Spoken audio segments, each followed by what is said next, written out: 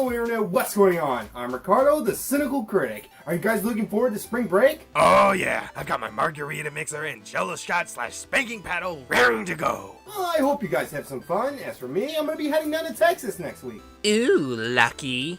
Not really. See, I'm going to be going down to my grandfather's house, where there's no internet, barely any clean services, and more roaches than Para has fanboys. Well, not surprisingly, they do look very similar.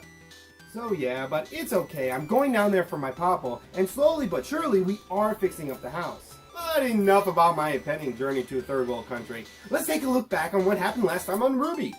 Previously, we got a really interesting episode that really didn't have much in plot again, but compensated us nicely. We learned that Penny was a robot. Before she was dropped from the episode, we saw Yang trying to pump Junior for information. Wish he would pump me for information. I've got a lot of it. But he too was swiftly dumped from the episode. We got to see some of the faunus who have been oppressed so much that they are willing to sign up with clean teeth and orange clockwork and more or less become terrorists themselves. And then we cut away from that before the plot we've waited so long can finally... Okay, you get the picture. And what were we cutting away from all that plot and world building for? Well, it was for an epic Monty-style boss fight. Roman showed us just how much influence his friends have over this world, or at least how much influence she has over the writers, as they managed to acquire some of Atlas's giant-ass robots. One of which our girls, along with their unpopular shipping mates, battle along the highway. The fight was amazing, in which we got some fantastic choreography, an excellent show of the girls working together, and each blow felt even more impactful thanks to the amazing music.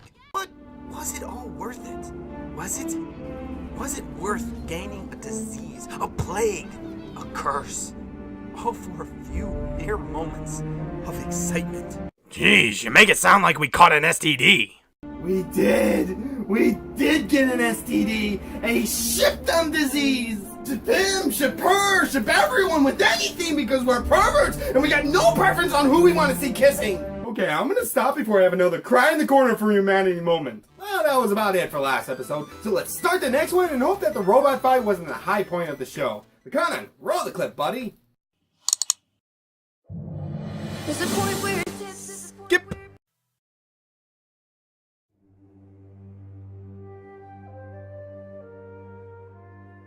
What the? Lacondon! You mixed up one of your RWBY porn videos with today's review! Hey, I'm very organized when it comes to that, but this is today's video. And what's with all the voyeurism that we're Oh, it's just an opening pandering to the Pyrrha fans. Well, like I said, this opening scene just catered to the Pyrrha lovers out there as we see her go to town on Team Cardinal. And I have to say that it's kind of cool to see just how skilled she is. Or maybe this just says how pathetic Team Cardinal is.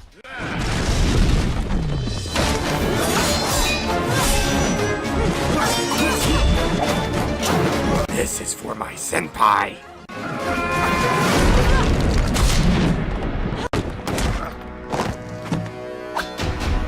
We find out that this is just another training exercise. Why Cardinal was allowed to gang up on Pyrrha? I think I got a video on that. Is beyond me. We then discovered that this is some sort of preparatorial fight for the Vital tournament. Still doesn't answer my previous question. But anyways, Glenna asks for another sparring pair when Mercury volunteers asking to spar against Pyrrha. Me? I'm afraid Miss Nikos has just finished a match. I recommend you choose another partner. No, it's fine. I'd be happy to oblige. We then get a quick fight between Mercury and Pyrrha. Woo! Go Pyrrha! Death to Falco!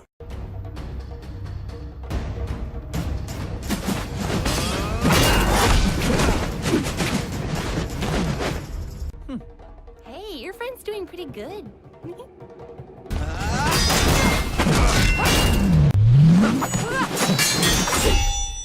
And while this fight seems evenly matched, we quickly see that Mercury is only toying and testing Pyrrha. This is most noticeable when he pushes out.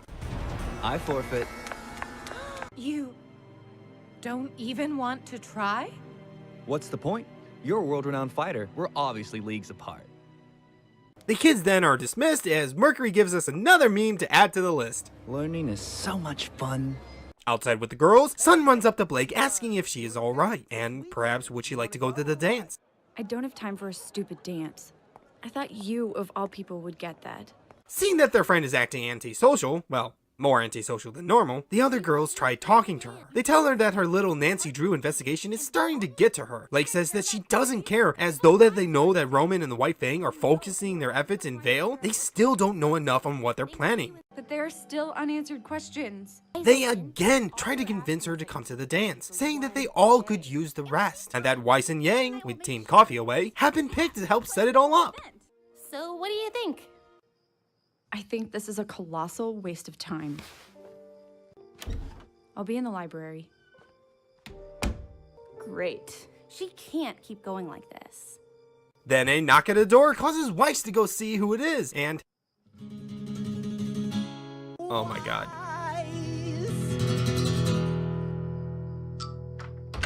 Good thinking, girl. Oh, come on.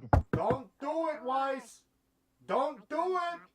Just leave him to wallow in his shallowness. Don't open the door. I lied. God damn it. Why, Shani? Well, girls, I don't know about you, but if I had a vagina, it would be the Sahara Desert down there. Will you accompany me to the dance on Sunday? No. Well, as Ruby realizes that she's violating gravity, Weiss confirms my theories that she says that boys have only been interested in the power and wealth that her name brings. Date or no date, none of this will matter if we can't get Blake to go. I don't see why not. I mean, you can still have fun without Blake. Hell, you might have even more fun without her grumpy butt. We then suddenly cut to one of Pyrrha and Jean's rooftop training sessions. A bit of a sudden change in tone, but it's nice to see that at least there's some continuity in this show. Again, I think this girl gets off on seeing Jean in pain. Your swordplay's improved immensely. Oh yeah, it has. God damn it, Lacondon. Well, Pierre asks Jean if he's ready to move on to Aura, but Jean says that he's feeling uncalling it at night. Seeing that her thin pie is bothered by something, she asks him to confide in her, and he explains that he tried to ask Weiss to the dance, but his love boat hit an iceberg. Women, am I right, fellas? Oh, There, people. That is the face of someone who realized that their senpai hasn't noticed them yet, and that she may have to hide another body. well, I believe the saying goes, there's plenty of fish in the sea. That's easy for you to say. You've probably got guys clamoring over each other just to ask you out. You'd be surprised. Oh, please. If you don't get a date to the dance, I'll wear a dress. Next, we cut to the Three Stooges hanging out like normal, pretending to be a teenager adults. With Emerald focusing on her phone, Mercury still reading the in-joke comic from the first episode, Be Nice Guys, he's a slow reader, and Cinder giving girl stereotypes a bad name. The three discuss Pyrrha and her ability to manipulate magnetism, and how she does it in such a way as to not reveal her semblance to her opponent, which is why some people think that she's untouchable. People assume she's fated for victory, when she's really taken fate into her own hands. Interesting. Not really. It just means that she knows how to fight. Anywho, Cinder then tells Greenie to add her to the list, whatever that means, as Mercury tries to score some brownie points with Mama by telling her that she should be able to overpower Pyrrha easily. Cinder then gives us a clear quote from the ex-girlfriend's handbook on revenge. It's not about overpowering the enemy. It's about taking away what power they have. And we will. In time. We have a fun weekend ahead of us.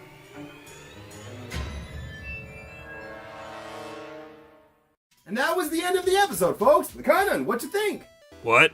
What did you think about the episode? Wow, normally you would just say something stupid in an attempt to have a dumb transition, as I just insult you, but yeah, I liked it. Thanks. I agree. I liked it too. I know I've been complaining a lot, and in no way am I done, but I do have to admit that this episode did well in developing our characters. Yeah, even the fights at the very beginning were a great way of giving us some character insights. Like I said, it's clear that Pyrrha is not only a great fighter, but a humble winner. But I'll talk about the Yoko knockoff later. First, let's talk about our villains, since that shouldn't take very long. Yeah, once again, our villains don't get much screen time, but we do get some interesting interactions out of them. Mercury's fight with Pyrrha is a good example. Throughout it, we get glimpses of just how malicious he may be, as it's clear that he's just testing her, but seems to enjoy toying with Pyrrha as well. And it also looks like that he seems to despise being around those kids. Boy, better be careful, or one of these days somebody's gonna go all mafia on his ass. Not much can be said about Emerald, except that she seems to be annoyed by Ruby as well, but a good deal can be said about Cinder. We finally get some more screen time with her, compared with her 2 appearances in Volume 1. It's still not clear what she's planning, but like I've said, Jessica Negri was a great choice to voice her. Through the way she talks and the tone of her voice, it gives off a sense of power and intimidation that a villain needs in order to have presence in a show. And speaking about good voice actors, how good is Aaron Zach? If you don't remember, she voices Blake Belladonna, and so far has done a fantastic job. Though it was brief this episode, she still stands out. We feel her pain as she pushes herself to the breaking point in order to figure out what Roman is doing with the White Fang, which again begs the question, just how important was this group to her?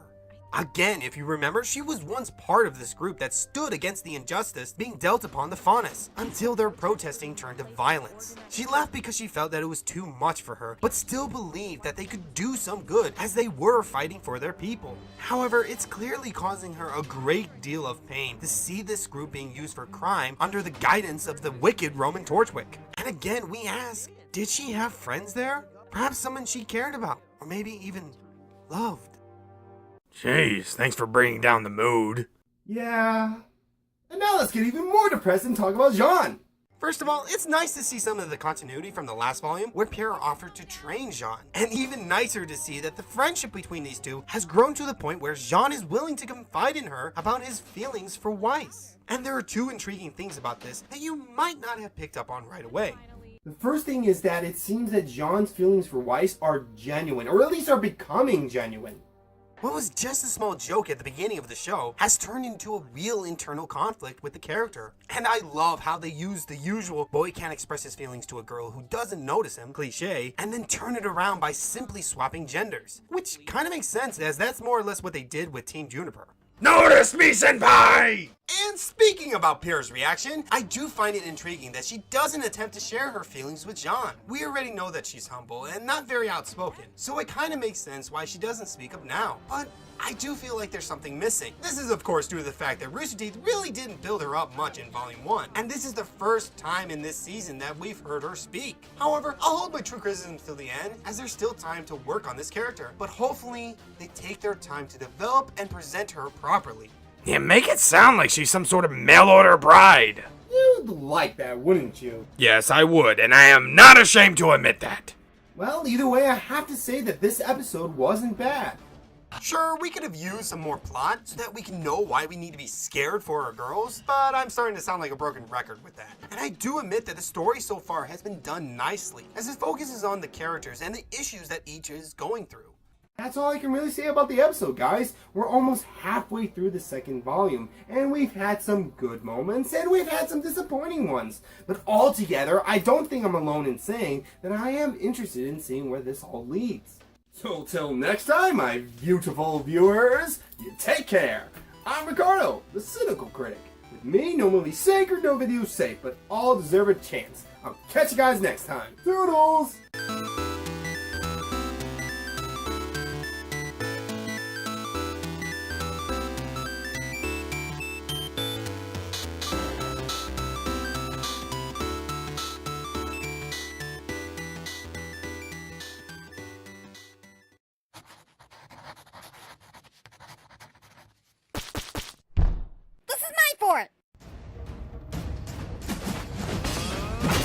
Roadhouse. Roadhouse. Roadhouse. Roadhouse.